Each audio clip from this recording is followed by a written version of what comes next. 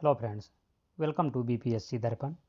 आज हम लोग यहाँ पर 130 मोस्ट इम्पॉर्टेंट जीके जीएस का स्टडी करेंगे।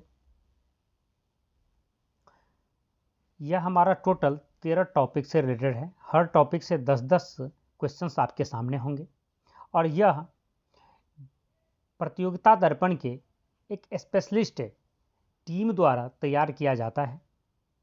यह सार संग्रह के नाम से उसमें प्रकाशित है और यह हमारे अप्रैल 2023 के प्रतियोगिता दर्पण से लिया गया है, जहां पर 130 जो मोस्ट इम्पॉर्टेंट जीके जीएस है, यह आपके एग्जाम के पॉइंट ऑफ व्यू से वेरी इंपॉर्टेंट है, इसलिए आप उसे एक बार जरूर देखें कम से कम। और आप इस चैनल पर नए हैं तो मैं आपको बता दूं कि यहाँ पर प्रत्येक मंथ का प्रतियोगिता दर्पण का स्मरणीय तथ्य, सार संग्रह और सेम सामान्य ज्ञान दर्पण का भी स्मरणीय तथ्य, सार संग्रह से रिलेटेड क्वेश्चंस अपलोड होते रहते हैं। साथ ही प्रत्येक एग्जाम से रिलेटेड अपडेट यहाँ टाइम टू टाइम अपलोड होते हैं। यदि आप किसी भी एग्जाम की प्रिपरेशन कर रहे हैं तो आप हमारे साथ जरूर जुड़ें। चलिए आगे देखते हैं। हमारा पहला टॉपिक है भारतीय इतिहास एवं संस्कृति। यहाँ से 10 क्वेश्चंस मिलेंगे। किस महाजनपद की राजधानी को पुराणों में मालिनी की संज्ञा दी गई है? चंपा को पुराणों में चंपा की राजधानी को मालिनी की संज्ञा दी गई है। नचिकेता यम के बीच सुप्रसिद्ध संवाद किस उपनिषद में उल्लिखित है? यह कठोपनिषद में उल्लिखित है। ऋग्वेद में कई ऋचाओं में प्रयुक्त अधन्या शब्द संदर्भित है, यह गाय के लिए संदर्भित है। मतलब ऋग्वेद में जो अघन्या शब्द लिखा गया है, इसका मतलब यह गाय होता है, यह गाय के लिए इंडिकेट किया गया है। 14वीं सदी ईस्वी पूर्व का एक अभिलेख जिसे वैदिक देवताओं का वर्णन है, जिसमें वैदिक देवताओं का वर्णन है, यह प्राप्त हुआ। यह कहाँ से प्राप्त हुआ है? यह बोगज कोई से प्राप्त हुआ है। सत्यकाम जवाल की कथा जो अनब्याही मां होने के लांछन को चुनौती देती है, उल्लिखित है। यह छांदोग्य उपनिषद में उल्लिखित है। अकबर के दरबार में हाजी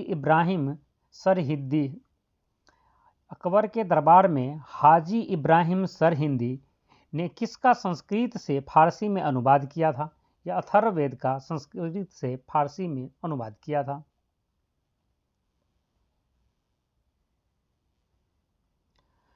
ब्रिटेन की रानी एलिजाबेथ प्रथम किसके समकालीन थी? ब्रिटेन की महारानी एलिजाबेथ प्रथम जो 1558 से 1603 तक इंग्लैंड की महारानी रही थी। किस शासक ने अपने सिक्कों पर देवी लक्ष्मी की आकृति की मुहर लगाई थी और उसका नाम नागरी अक्षरों में अंकित किया था? यह मोहम्मद गौरी था। फिरोज शाह तुगलक द्वारा अपने धर्मवादियों की सहानुभूति और सहयोग जीतने के लिए लिखा गया एक राजनीतिक पत्र है फितूहत ए फिरोज शाही।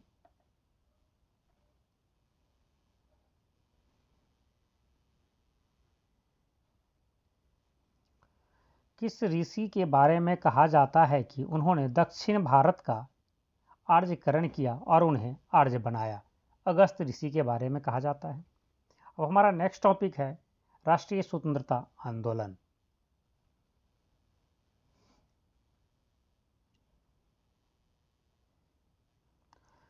भारतीय रियासतें शेष भारत से अलग होकर नहीं रह सकती। रियासतों के भविष्य का निर्धारण करने का अधिकार जिन जनता को है, वह जनता निश्चित ही उस रियासतों की होगी। यह कथन किसका है? यह जवाहरलाल नेहरू का कथन है। All India trade union Congress की स्थापना कब और कहाँ हुई तथा इसके प्रथम अधिवेशन की अध्यक्षता किसने की? All India trade union Congress की स्थापना 1920 में बंबई में हुई और उसके प्रथम अधिवेशन की अध्यक्षता लाला लाजपत राय ने की।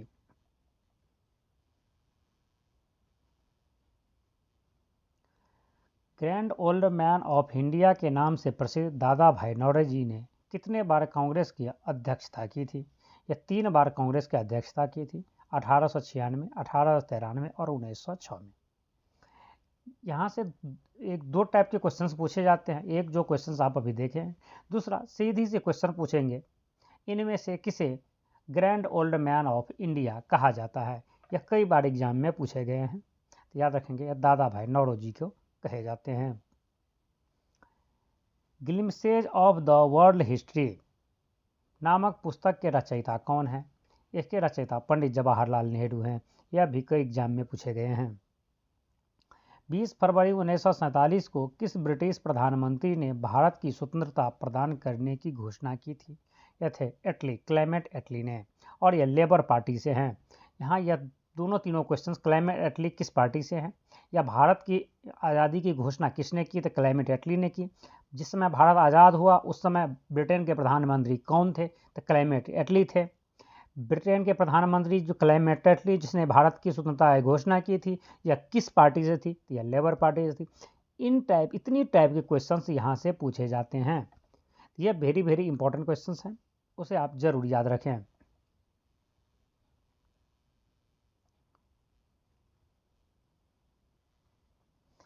भारत विभाजन के समय भारतीय राष्ट्रीय कांग्रेस के अध्यक्ष कौन थे, तो थे आचार्य JB कृपलानी।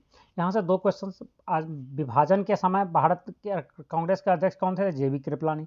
आज़ादी के समय कांग्रेस के अध्यक्ष कौन थे, तो JB कृपलानी, क्योंकि दोनों एक ही दिन हुआ था, 1947 में 15 अगस्त के दिन।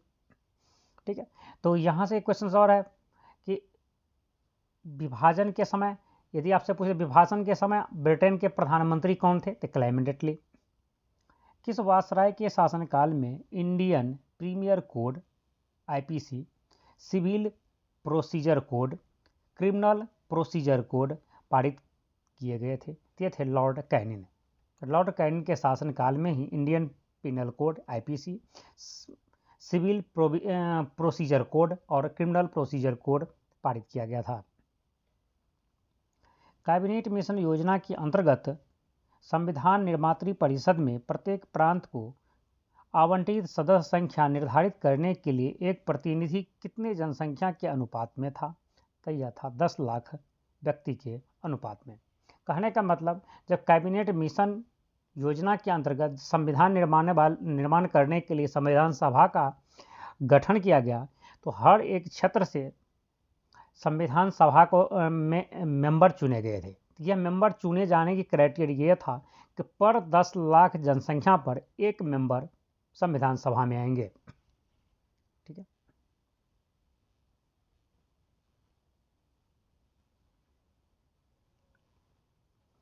भारत को स्वतंत्रता प्राप्ति के समय इंग्लैंड में क्लेमेंट एटली के नेतृत्व में किस राजनीतिक दल की सरकार सत्तारूढ़ थी, तो लेबर पार्टी की। पिछले ही मैं बता चुका हूं आपको। ठीक है, हालात की मजबूरी थी और यह महसूस किया गया कि जिस रास्ते पर हम चल रहे हैं उसके द्वारा गतिरोध को दूर नहीं किया जा सकता, अतः हमको देश का विभाजन स्वीकार करना पड़ा।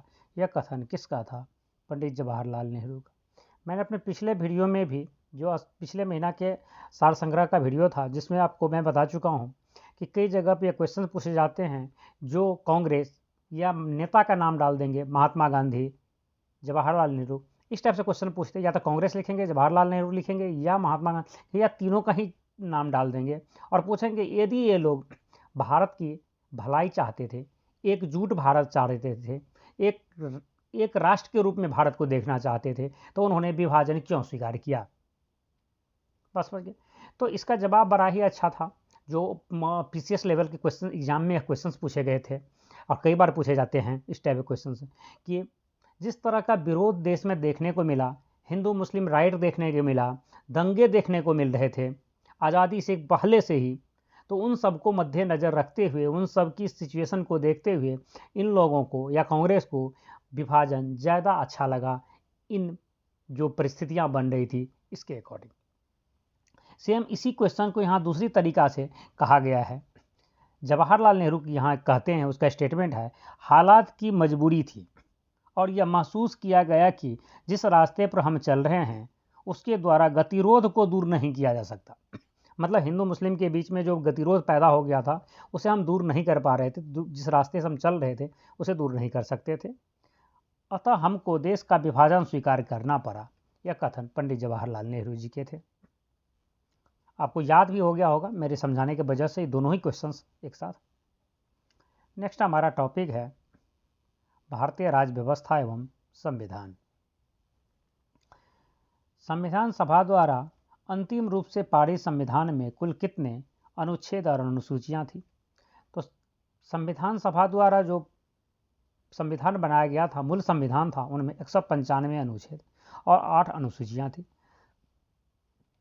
अनुच्छेद की संख्या आज भी ओवरऑल 195 ही है, सिर्फ उसमें ए बी अलग किए गए हैं, ए बी सी इस तरह से जोड़े गए हैं, लेकिन ओवरऑल जो टोटल अनुच्छेद है वो 395 ही है। लेकिन अनुसूचियां की संख्या जो पहले 8 था अब यह 12 हो चुका है। भारत के संविधान का कौन सा अनुच्छेद अस्पृश्यता का उन्मूलन करता है तथा किसी भी रूप में इसका आचरण का निषेध करता है? यह अनुच्छेद 17। ये अस्पृश्यता का मतलब है छुआछूत। हमारे संविधान का अनुच्छेद 17 छुआछूत का विरोध करता है।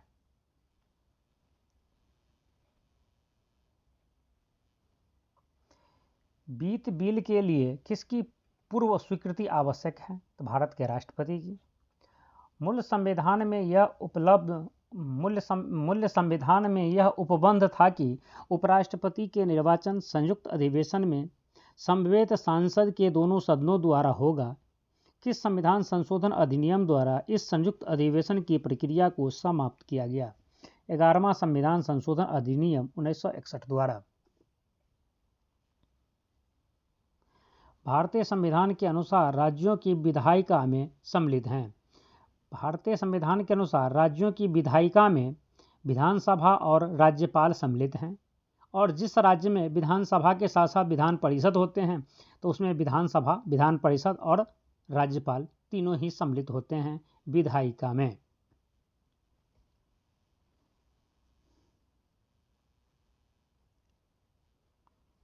वर्ष 1970 में राष्ट्रपति ने किसकी अध्यक्षता में राज्यपाल का राज्य मंत्रिमंडल के साथ संबंध निश्चित करने के लिए एक समिति का गठन किया था? भगवान सहाय के अध्यक्षता में। राज्यसभा सामान्य विधेयक को अधिकतम कितनी अवधि के लिए रोक सकता है? तो यह 6 माह के लिए रोक सकता है। वर्तमान में किस राज्य का लोकसभा में अधिकतम सदस्यों की संख्या के हिसाब से उत्तर प्रदेश के बाद दूसरा स्थान है? उसका स्थान है महाराष्ट्र।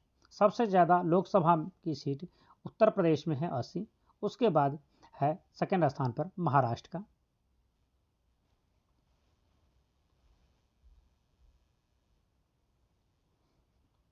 अस्थायी लोकसभा अध्यक्ष जिसे प्रोटेम स्पीकर कहा जाता है को नियुक्त कौन करता है? उसे राष्ट्रपति नियुक्त करता है।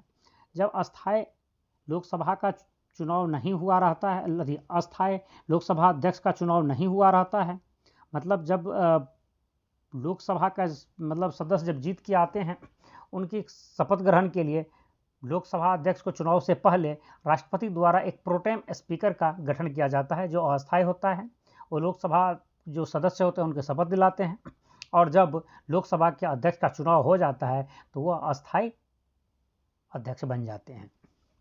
संविधान के किस अनुच्छेद के अंतर्गत नागालैंड राज्य के संबंध में विशेष उपबंध का प्रावधान किया गया था? यह अनुच्छेद 371 के क। अनुच्छेद 371 के द्वारा नॉर्थ ईस्ट के राज्यों को विशेष उपबंध दिया गया है। उनमें हर राज्य को क ख ग के अनुसार बांट दिए गए हैं। इसमें नागालैंड को 371 क के अनुसार विशेष राज्य का दर्जा दिया गया है। और आप कमेंट्स करके बताएंगे J&K को किस अनुच्छेद के तहत विशेष राज्य का दर्जा दिया गया था? कुछ ही दिन पहले जिसे 2019 में जिसे हटा दिया गया है 5 अगस्त 2019 को, तो आप बताएंगे किस अनुच्छेद के अकॉर्डिंग उसे विशेष राज्य का दर्जा दिया गया है? आप कमेंट्स करके बताएंगे। भारत एवं विश्व का भूगोल, यहाँ से भी 10 क्वेश्चन हमें मिलेंगे मोस्ट इंपॉर्टेंट। सौर विकिरण का जो भाग बिना गर्मी दिए पृथ्वी से परावर्तित हो जाता है कहलाता है एल्बिडो। किस वैज्ञानिक ने यह सिद्ध किया कि सूर्य के चारों ओर प्रत्येक नक्षत्र का मार्ग दीर्घवृत्ताकार है? केपलर के अनुसार।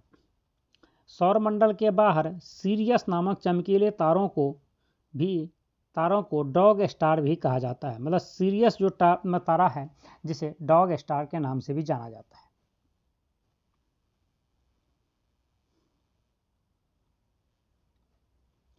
सौरमंडल के 4 सबसे विशाल ग्रह का अवरोही क्रम में बताएं। तो सबसे बड़ा बृहस्पति है, उसके बाद शनि है, उसके बाद यूरेनस है, उसके बाद नेपच्यूनियस है। एक खगोलीय मात्रक किसके बीच की औसत दूरी है? ये सूर्य और पृथ्वी के बीच की औसत दूरी को खगोलीय मात्रक एस्ट्रोनॉमिकल यूनिट कहा जाता है। सूर्य के बाद पृथ्वी के सबसे नज़दीक का तारा कौन है? यह है प्रोक्सिमा सेंचुरी। एक स्थिर तारे के संदर्भ में पृथ्वी द्वारा अपनी कक्षा में दिए गए बिंदु पर लौटने के लिए लिया गया समय नक्षत्र वर्ष कहलाता है। कर्क रेखा भारत के कितने राज्यों से गुजरता है? यह भारत के 8 राज्यों से गुजरता है। गुजरात, राजस्थान, मध्य प्रदेश, छत्तीसगढ़, झारखंड, पश्चिम बंगाल, त्रिपुरा और मिजोरम से।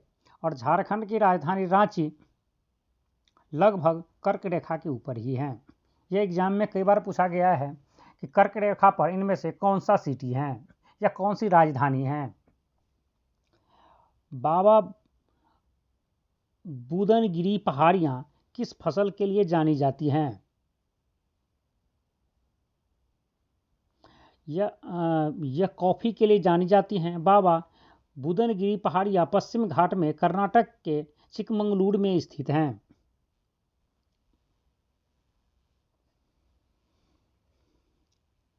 कोड शेयरिंग किस उद्योग में उपयोग किया जाता है? हवाई यात्रा उद्योग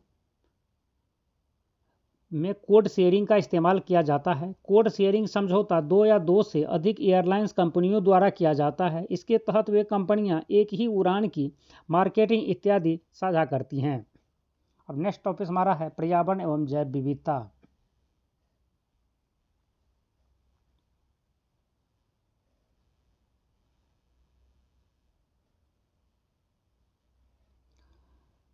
वर्ष 1992 में प्रथम पृथ्वी सम्मेलन कहाँ आयोजित हुआ था? यह रियो डी जेनेरियो ब्राज़ील का एक शहर है जहाँ हुआ था। ग्रीन इंडेक्स किसके द्वारा विकसित किया जाता है? यह संयुक्त राष्ट्र पर्यावरण कार्यक्रम के द्वारा विकसित किया जाता है। कुछ समुद्री जंतु एवं कीट अंधेरे में अपने शरीर से प्रकाश उत्पन्न करते हैं। इस परिघटना को क्या कहते हैं? इसे फॉस्फोरेसेंस और बायोलुमिनिसेंस है। यह देखो दोनों में याद रखने का सेंस है। इस घटना को जो समुद्री जीव या कीट जो अंधेरे में शरीर से प्रकाश निकालते हैं उस परिघटना को फॉस्फोरेसेंस और बायोलुमिनिसेंस कहा जाता है। सेंस दोनों में, इसे आप लिंक करके याद रख सकते हैं। Indian institute of ecology and environment कहाँ अवस्थित है? यह नई दिल्ली में अवस्थित है। किसने सर्वप्रथम गहन पारिस्थितिकी डीप इकोलॉजी शब्द का प्रयोग किया था? यह था अर्निज नेस ने। नेपाल एवं भारत में वन्य जीव संरक्षण प्रयासों के रूप में सेव नामक एक नया संगठन प्रारंभ किया गया। सेव का उद्देश्य किसका संरक्षण करना है? यह गिद्धों का संरक्षण करना है।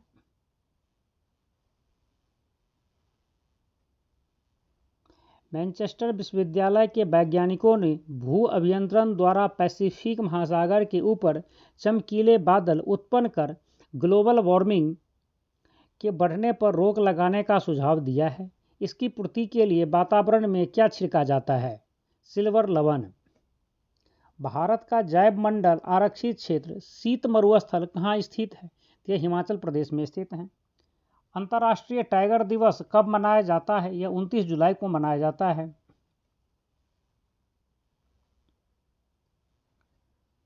किसने तिब्बत पठार के ऊपर सन 2005 में ओजोन आभामंडल ओजोन हैलो का पता लगाया है? यह पता लगाने वाले व्यक्ति हैं GW केंट मूर।